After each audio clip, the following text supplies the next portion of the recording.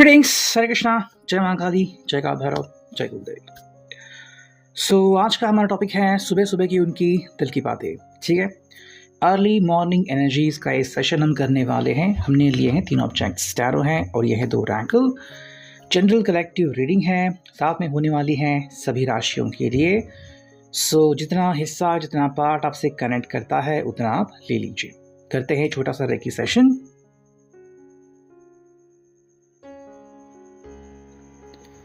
शुरुआत करते हैं सीधे टैरो से। ठीक है, देखते हैं हमें क्या कार्ड मिलते हैं। यह है पहला कार्ड, जो कि है the chariot, the wheel of fortune, princess of coins, the sun, 9 of coins. ठीक है, 5 कार्ड मिले हैं, हम 2 कार्ड और ले लेते हैं, जो कि है द एम्परर और 7वां कार्ड है 3 ऑफ सॉर्ड्स। ठीक है, अगर अर्ली एनर्जीज की हम बात करते हैं, पहला जो कार्ड हमें मिला है वो है चैरियट, यानी कि कैंसर, कर्क राशि के लिए। ठीक है, अगर हम बात करते हैं कर्क राशि के लिए, तो जो चीज़ें हमें यहाँ पे दिखती हैं वो काफ़ी क्लियर अंडरस्टैंडिंग देती हैं। ठीक है, आई थिंक इस पर्सन का जो माइंड है या जो मन है वो स्थिर नहीं है, यहाँ वहाँ दौड़ रहा है और ये कोई एक सही डिसीजन ले नहीं पा रहा है। दूसरा मे बी ये हो सकता है कि ये पर्सन जो है आपसे मिलने की कोशिश कर रहा है या फिर आपसे कम्युनिकेट करने की कोशिश कर रहा है। और यहाँ पे सबकॉन्शियस लेवल जो है वो काफ़ी सक्रिय है। मतलब शायद आपको इनके सपने बार बार आ रहे हैं, या फिर मान लो ऐसा लग रहा है कि आपसे कुछ बातें करना चाहते हैं जो कि उन्होंने अब तक की नहीं है, या फिर कोई सफाई वो आपसे देना चाहते हैं जिसकी सफाई आपको चाहिए थी। लाइक कि क्या वो किसी और को डेट कर रहे हैं, किसी और को देख रहे हैं, या फिर क्या इन्होंने कभी आपको अकेला छोड़ा है, क्या इनके कोई और मकसद है, कोई और मोटिव है, क्या आपको चीट कर रहे हैं, या फिर कोई ऐसा और सवाल हो जिसके बारे में अगर आपको सफाई चाहिए हो तो भी ये पर्सन आपको सफाई देने की शायद कोशिश कर सकता है। लेकिन ये मोस्टली सबकॉन्शियसली हो रहा है। मतलब या तो आप अपने सपने में ही फील कर रहे हो, या तो आपको ऐसा अंदेशा हो सकता है कि ये पर्सन जो है वो मुझसे बातें करना चाहता है। अगर हम जनरली इसकी बात करें तो ये अपनी जो बातें हैं वो लिटरली आपके सामने रख नहीं पा रहे हैं। मतलब अगर आप मिलने के लिए भी तैयार हो तो भी शायद ये पर्सन थोड़ा समय लेगा, शर्मा जाएगा, या फिर कतराएगा कोई भी बात आपके सामने रखने से पहले। सेकेंड जो कार्ड है वो है wheel of Fortune. Wheel of Fortune का मतलब है कि भाई यहाँ पे काफ़ी सारे चेंजेस हम एक्सपेक्ट कर सकते हैं। लाइक जो हम कहते हैं ना कि कॉइन फ्लिप करना, एक कॉइन जो है मान लो अगर हेड है तो अचानक से टेल आ जाना, तो वैसे कुछ चीज़ें यहाँ पे हमें दिख रही हैं ना। व्हील ऑफ फॉर्चून का मतलब ये भी हो सकता है कि इस पर्सन को शायद ये अंदेशा हो सकता है कि जो आप दोनों के बीच की सिचुएशन है अचानक से उसमें वृद्धि हो रही है, अचानक से सिचुएशन जो है वो काफ़ी बढ़िया बन चुकी है, एंड जिसके लिए काफ़ी बढ़िया थी वो और बढ़िया भी बन सकती है। फिलहाल तो हम उससे पॉजिटिव मैसेजेस ले रहे हैं, लेकिन व्हील ऑफ फॉर्चून का मतलब है ये फॉर्चून जो है व्हील का, मतलब ये हमेशा व्हील की तरह घूमता रहता है। तो कभी आपको अच्छा महसूस होगा, कभी आपको बुरा महसूस होगा। मतलब कभी आपकी जीत होगी, कभी आपकी हार होगी। ये चीज़ें हम व्हील ऑफ फॉर्चून में देख सकते हैं। नेक्स्ट कार्ड है यहाँ पे वो है princess of coins, taurus, Virgo, Capricorn. ठीक है, कर्क, वृश्चिक, मीन राशि है, और मेरे हिसाब से यहाँ पे ये पर्सन जो है वो आपके सामने कुछ चीज़ें क्लियरली रखना चाहते हैं। लाइक कि क्या वो आपसे प्यार करते हैं, ये प्यार कब से करते हैं, आखिर वो आपसे क्या चाहते हैं, क्या आपसे दूर जाना उनके लिए एक सही फैसला था, अगर वो आपके करीब आना चाहते हैं तो क्या वो कमिटमेंट देना चाहते हैं, या फिर वो आपसे कमिटमेंट मांगते हैं, अगर आप कमिटमेंट नहीं देते तो भी क्या आपके साथ ये खुश हैं, या फिर ये सिर्फ अपने ऊपर वर्क करना चाहते हैं। क्या इनको लगता है कि जो कमी है वो सिर्फ इनमें है, या फिर इनको लगता है कि आप कोई और बेटर डिजर्व करते हो। नेक्स्ट कार्ड जो मिला है वो है द सन। अगर हम द सन की बात करें तो that is a pretty good card. ठीक है, यहाँ पे हमें एक पॉजिटिव आउटलुक दिखता है, पॉजिटिव फ्यूचर दिखता है। कैसा फ्यूचर? देखो, कहे तो ये सिचुएशन अंडर कंट्रोल है, और मान लो अगर इन्होंने बड़ी से बड़ी गलती की भी हो तो भी आप इनको माफ़ करने को रेडी हो।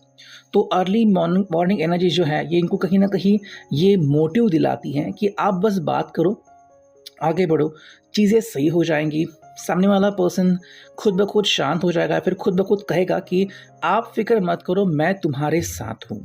तो इसी बात को लेके ये पर्सन मेरे हिसाब से रिलैक्स्ड है। नेक्स्ट जो कार्ड मिला है वो है 9 of coins. Taurus, Virgo, Capricorn, and यहाँ पे इनके हिसाब से इनकी जो सारी इच्छाएं हैं प्रैक्टिकली वो पूरी हो रही है। मतलब मान लो अगर इनसे कोई गलती हुई भी हो तो भी आप शायद इसको नज़रअंदाज करने को रेडी हो, बिकॉज मेरे हिसाब से या तो आप इस पर्सन को काफ़ी समय से जानते हो, इसने क्या गलतियां की है, बार बार कौन सी गलती करता है, क्यों करता है, उसके पीछे इनका मकसद क्या होता है, या फिर बस ये गलती हो ही जाती है, ठीक है, या फिर कि आप इसको डेट करते हो, ये कितना अच्छा व्यक्ति है एंड इसमें वो सारे गुण हैं क्या जो आपको एज अ पर्सन चाहिए थे, वो भी बातें आई थिंक आप इसमें देख सकते हो। नेक्स्ट कार्ड है वो है द एम्परर, ठीक है, यानी कि भाई एरीज, मेष राशि। देखो ये सब होने के बावजूद या फिर ये सब होने के बाद इस पर्सन को मेरे हिसाब से कहीं ना कहीं ये रियलाइज़ हो रहा है, ये प्रतीत हो रहा है कि अब जो है वो इस रिश्ते के ऊपर पकड़ जमानी काफ़ी ज़रूरी है, ठीक है।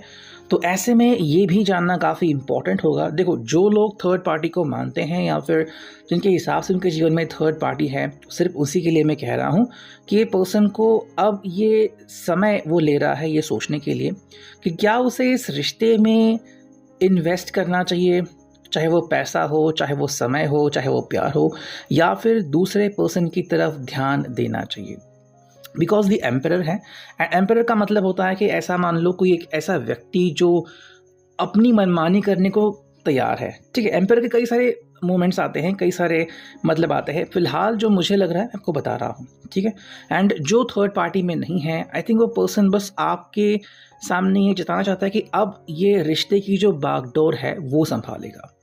मतलब आपको एक बार खुश करने के बाद या फिर ये जान लेने के बाद कि आप इस रिश्ते से खुश हैं, तो फिर थोड़ा सा जो कंट्रोल है इस रिश्ते का वो खुद ब खुद लेना चाहेंगे। लाइक छोटे मोटे डिसीजंस ले लेना, अगर वो अपने लिए कोई समय निकालते हैं, आपसे नहीं मिल पाते हैं तो भी नाराज़ ना होना, ये आपसे शायद वो चाहते हैं।